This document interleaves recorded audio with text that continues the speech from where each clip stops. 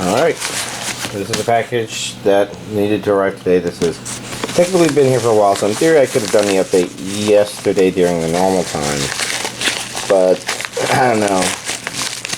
There's one thing that was way too important to not show. It's part of this update. So let's get it out. And let's open this up. Excuse me.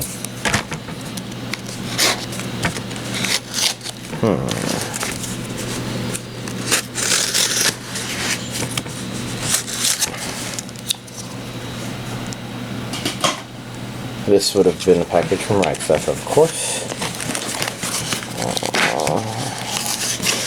And I think these were supposed to come out, yeah, of course. I mean, they were supposed to come out last month, but I think last week, and because of timing and stuff, and because, oh god, come on! Because Right Stuff shipping isn't like,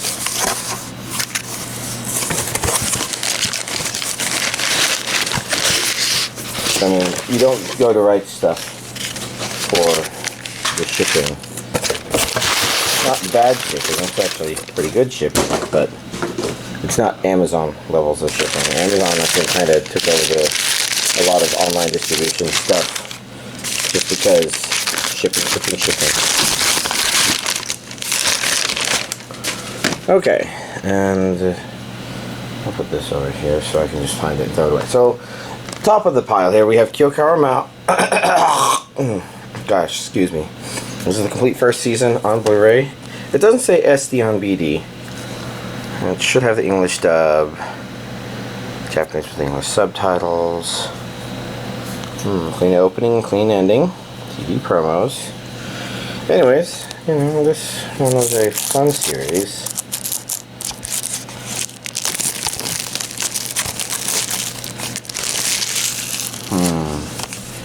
Well, I don't know what I was saying, but let's just go inside. Same cover, and of course, since it is a Eastern Star Discotheque release, it means it has a sticker on it.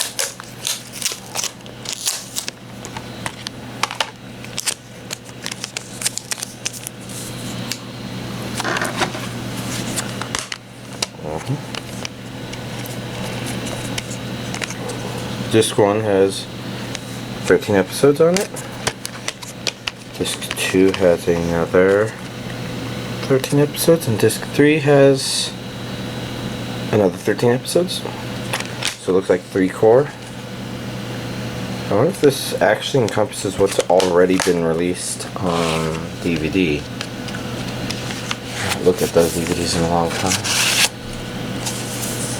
Okay, so it comes just before that stuff. Okay.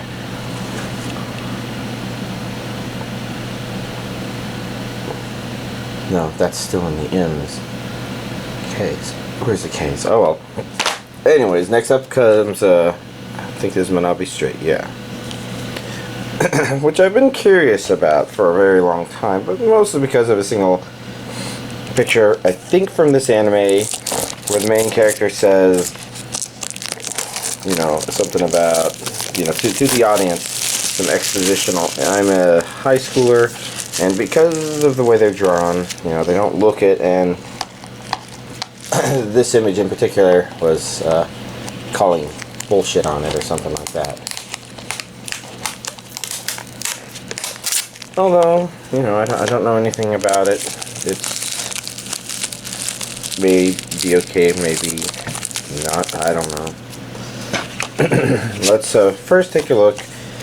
I expect Japanese with English subtitles only. Yeah. 13 episodes on one disc.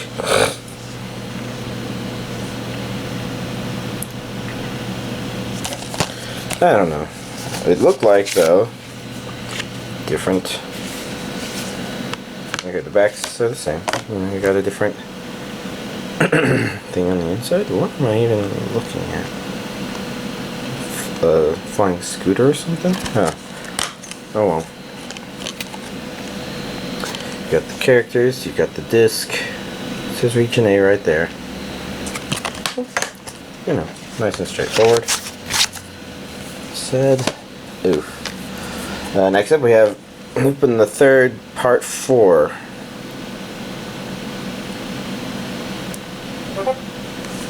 I did not know that I forgot to mute my computer. Oh, there we go.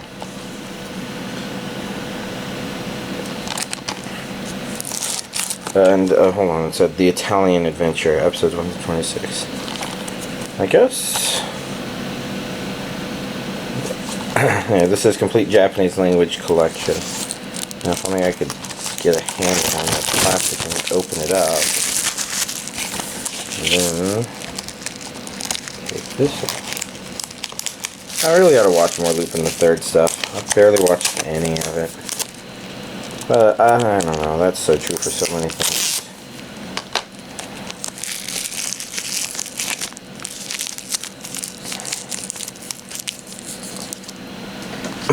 Anyways, let's look on the back. It's probably Japanese with English subtitles. 26 episodes on 2 discs. So they're going pretty consistent with like 13 episodes a disc.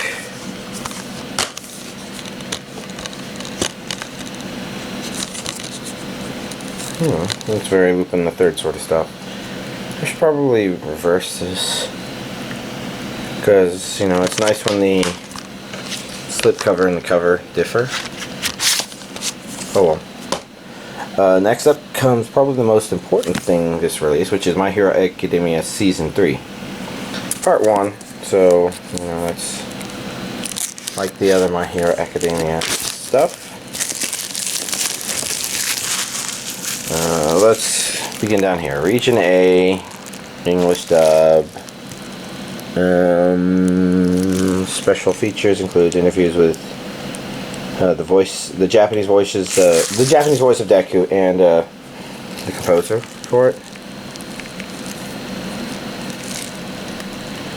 And inside the episode videos featuring English voice actors in studio, plus dub outtakes. And I'm trying to remove this. There we go. And that's just stuff. We got some real exciting graphics going on here.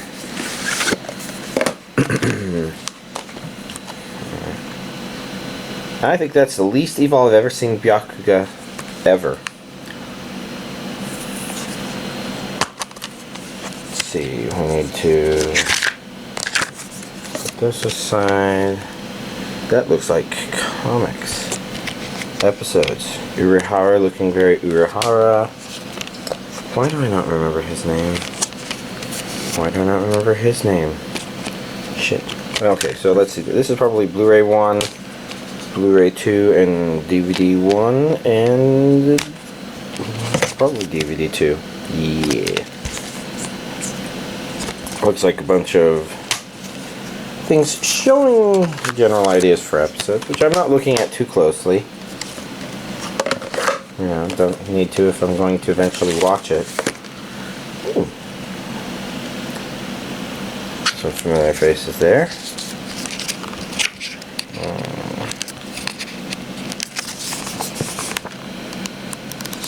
Ooh, character designs. And looked like some bigger sketches in there. I never remember what's in this stuff. Oh, yeah, that's, you know, same as the cover. What came in here? Okay, interesting. I felt like there was more. Yeah, okay. These look like cards with characters. Actually, I'm going to try and put these all in there at once.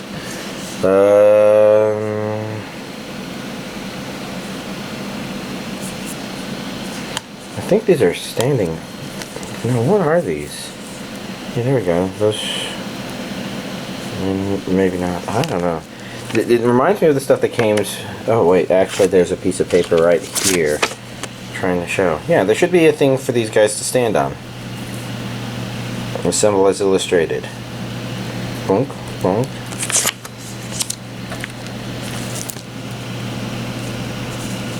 Oh, this is probably standy base either for this or those. Let's see. If we take a look, I see 2 holes like that. So yeah, it's 2 things. And I guess this is a keychain that you attach with that. I guess I can kind of see that's a little thing right there, and that's a slightly wider thing there. So I guess Deku is supposed to be in the back because he's kind of taller. Interesting. It's a little, you know, arts and craftsy, which is kind of neat. But not too arts and crafty, so if you're lazy, then it's also kind of good. Put these back in here for now. Don't worry about playing around with them later. Because I guess we've got more anime DVD collection update to show, and I don't know stuff. Kakuriyo, Bed and Breakfast for Spirits. Part 1, episodes 1 to 13. Funimation. See if there's any sexy lantern underneath there. You know, if you like the top of a lantern, then yeah, I don't know. The fourth one is probably not a whole lot better. But that may be lanternist of me. Let's see. Looking back, I see Region AB. I see an English dub. I don't know if I see special features mentioned specifically. Oh well, let's take a look.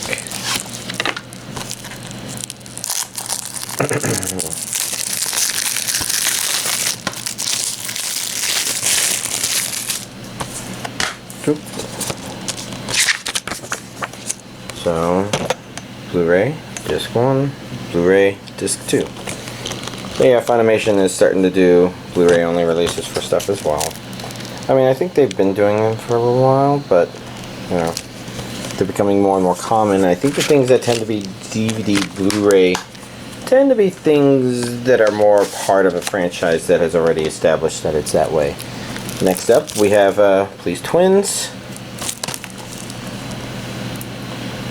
where I'm trying to remember. I guess the basic premise of the show was that they don't know who, but one of them is really his twin sister or something. I don't know. It's I think it was mostly people didn't like it because of incestuous overtones. You know, that could be whatever. Let's see, Region A, audio, English, and Japanese. It should be, it's 13 episodes, 2 discs. Features. Entire 13 episode series, reversible cover, clean opening and closing, promotional clip. Who released this? Oh, right, Stuff did. Mizomi.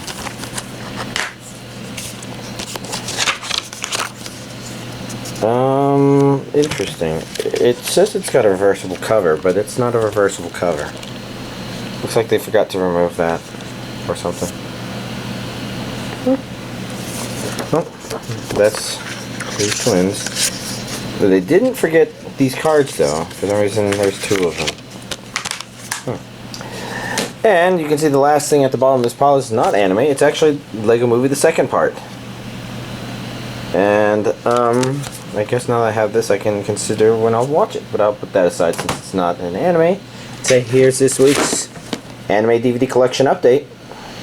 So I decided to go ahead and finish, you know, The Ancient Magus's Bride, and it was okay. I'm not sure if I would say that the ending was necessarily great per se, but it wasn't bad. The biggest problem with the series as a whole is it's kind of meandery. And I think I mentioned this before, where you kind of watch it and you kind of feel like there's a sense of direction, but you don't know if it's going there or where it's going there, but you kind of get that feeling watching it. And it kind of ends in a similar way, where it's like, well, I know these things are established as important,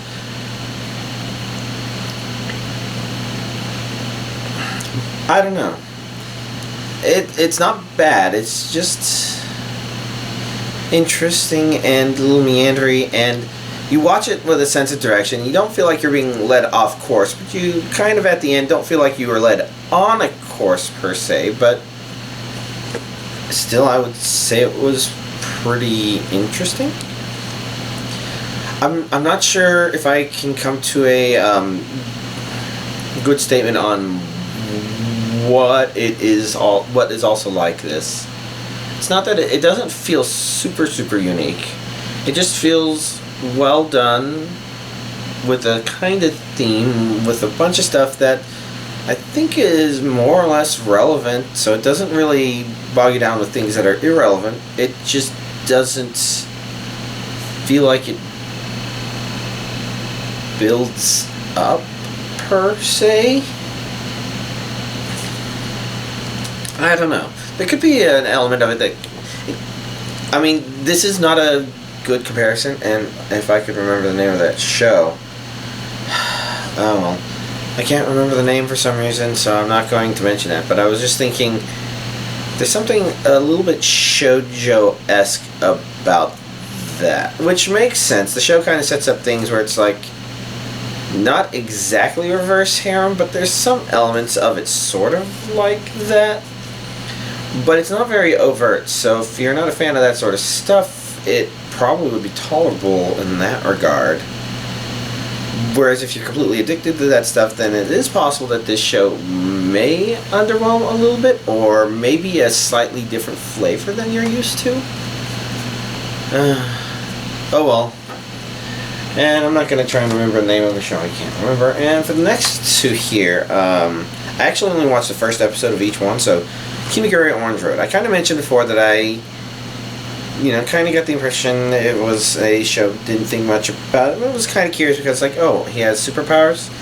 And I kind of wanted to see what kind of show it would be, and I didn't give it the fair 3-episode thing, I kind of know that, so I'm not judging it as a series based on that, but as a premise, I'm just kind of saying, what do I feel about the underlying premise? So, I find it kind of funny that they call it The Power.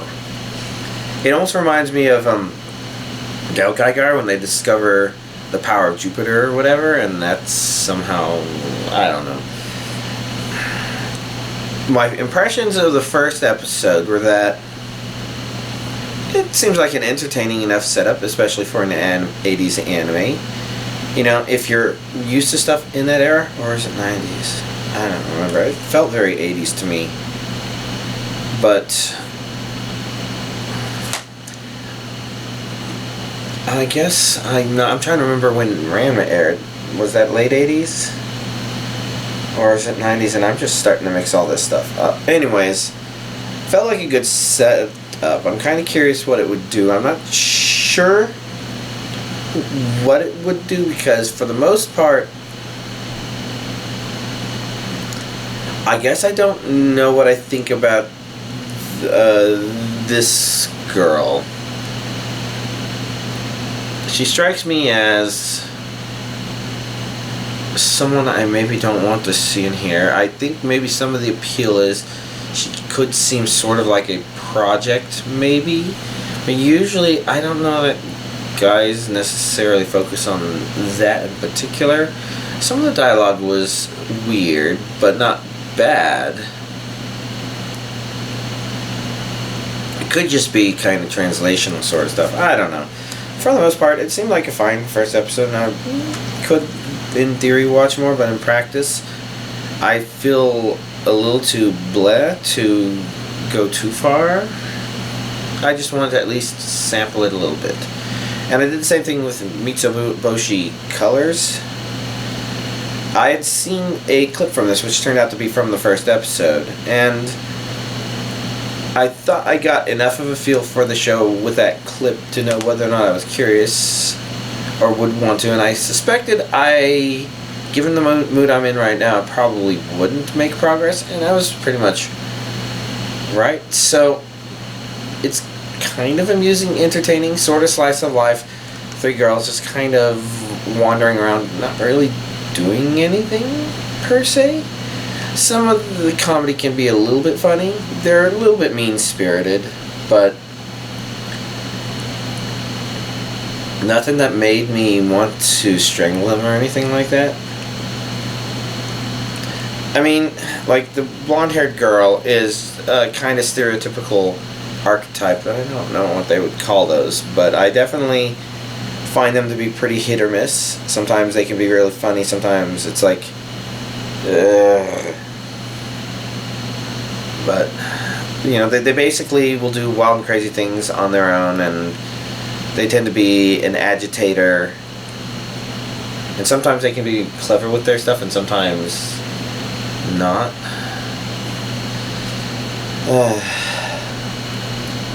So, yeah, hard to say. Yeah. Curious shows, but for some reason I don't have energy. And for friends, I guess I got a lot of me time, but it probably should say a lot that there wasn't much in the way of video games played. These have just been very low energy weeks, and somehow I have to find the energy today to make more popcorn balls so that I can bring some to my brother's place, because I'm pretty sure I'm going to be going up there this weekend on account of his birthday. And I want them to try the popcorn balls. Then I'll have to make it again in 2 weeks. And then I have to try experimenting with another thing. And as you can see, there's lots of things to think about. But what else have I done? I guess I did watch the new Total Recall movie. It's got a couple problems with it, but they aren't necessarily problems that make it unwatchable per se. Maybe they could break some people's immersion, which is never a good thing, but I can't say right now if I like it more or less than the old Total Recall, because at the moment, since I haven't rewatched the old Arnold Schwarzenegger one, it's not really fair of me to try to compare them, because maybe I might be wearing nostalgia goggles when thinking about the old one. There are a couple of classic things about the old one that as a concept I prefer and this one didn't have, but that's okay. So, what are some of the things that are off about it? And one of those is just one that you see in a lot of movies, this idea that you can have a guy and a girl kind of wrestling for a sharp thing, and the show kind of ignores the fact that he's like 100 pounds heavier than her and would probably be able to snap her like a twig. They kind of want to go this femme fatale sort of route, and that's not bad. The only reason that's kind of notable here is because they made her as a more consistent antagonist, pretty much. Another interesting thing is they kind of established this idea that there's very little habitable land left on the planet, and of the two places, Australia and Britain, people commute between them in something called the Fall, which is basically a kind of building-sized tram that travels through the planet. I guess maybe directly through, I don't know. Part of the reason it's a problem is because the logistics of building that, the logistics of keeping that running, it doesn't feel like it would be possible, especially with the level of technology they kind of display. Like, it's grandiose, even more so than the idea of traveling to Mars was in the older movie, but, yeah, it's strange. And so, as you can see, those are things where you can look at those and say, that's stupid, but whatever. Because, it's not necessarily supposed to be that, per se. It is. And, of course, if you watch the old one and you're wanting more Mars, you're not going to get more Mars. There's some amusing references and nods to the older movie. A couple of them that come to mind, which I'm not going to mention, I guess. But, overall, it was an okay movie. I'm not sure if it's one that I would say, oh yes, I'm definitely going to choose to rewatch it. I might be okay with rewatching it if somebody else wanted to watch it and I was there. But, that doesn't necessarily mean anything, because I'm in a weird mood. Blah mood. Part of it is, I guess the way my body's been handling certain allergens in the air. I miss all the old stuff where it's just, oh, well, I guess I'm coughing for the next month. I'm okay with that. And when your nose gets stuffed and you can't breathe, that's horrible. But what I've been suffering from is my throat gets sore. And the coughing sometimes happens and the sinuses kind of feel a little but it's annoying, and I've never had a sore throat for a month, and it's annoying. And the weekend was great because it was gone, but it also was probably gone because it rained pretty heavily Friday and maybe a little bit on Thursday. I don't remember. So the air might have been a bit cleared, and then it was nice and clear for the weekend, and it was great. But because it didn't rain at all over the weekend, it probably had a chance to build back up. Or there's something else going on that I haven't quite caught on to yet. The point is, it's draining to live with something like that. And then today there was no sun until it was time to go home. Like, it got really dark, really stormy. But the commute was relatively light of traffic, I guess because everybody left early because they were afraid of the weather. And, you know, it would interfere with the ability to pick up kids on time from school and stuff like that, so people were maybe being precautious, and maybe I got advantage of that. That was not proper English. But anyways, as you can see, I'm a little meandering with my own talk.